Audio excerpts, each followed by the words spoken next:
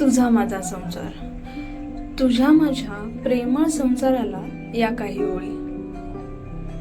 बघता बघता आज तब्बल 3 वर्ष झाली आपल्या नात्याला. खरं तर फेसबुकवर जुळलेल्या आपल्या अतूट बंधनाला. जे स्वप्न इतके वर्ष चिंतले होते आपण मनी, अखेर आजच्या दिवशी तर झालो होतो आपण पती पत्नी. सगळ्या वडीलधाऱ्यांच्या आशीर्वादाने सुरू झाला होता आपल्या राजा राणीचा संसार. हातात शॉपिंगच्या पिशव्या धरत तुझ्या मागे फिरलो मी सगळा बाजार. सुख दुःख लढणं झगडणं असं खूप काही शेअर केलं आपण या प्रवासात.